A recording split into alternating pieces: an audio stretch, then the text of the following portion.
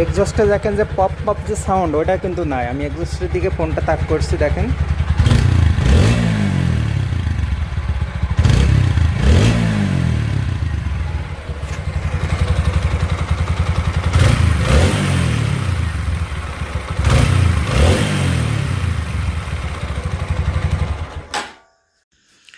এই যে ভাই আপাতত টেম্পোরারি একটা মডিফাই করছি।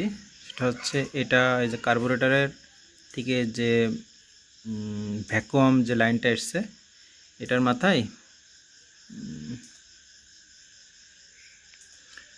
এটার মাথায় একটা বোল্ট দিয়েছি, মানে পাইপের ইনার হোল যে ডায়ামিটার সেই অনুযায়ী একটা বোল্ট দিয়েছি বোল্টের মাথায়। তারপর পলিথিন কয়েকটা পার্ট নিয়ে ভালো করে মুড়িয়ে এই যে ডাবল করে কেবল টায়ার দিয়ে আটকাইছি। আর এর সাথে যে ক্লিপ ছিল সেই ক্লিপটা দিয়ে দিয়েছি, মানে এখান থেকে বাতাস লিক করার, মানে ভ্যাকুয়াম লিক করার কোনো সম্ভাবনা নাই।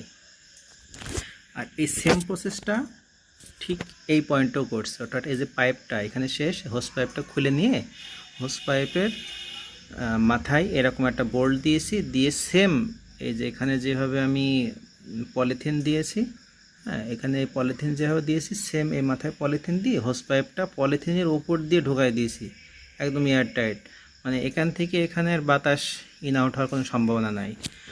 আর এই জায়গাটা যে করছে যেখানে পলিথিন, অর্থাৎ এটা ইনটেক লাইন, এটা ওই যে কী যেন নাম, পেয়ার ভালভের ইনটেক পয়েন্ট। এটা এই যে এয়ার ক্লিনার বক্স, এই বক্স থেকে হাওয়া টানে ইনটেক লাইনে।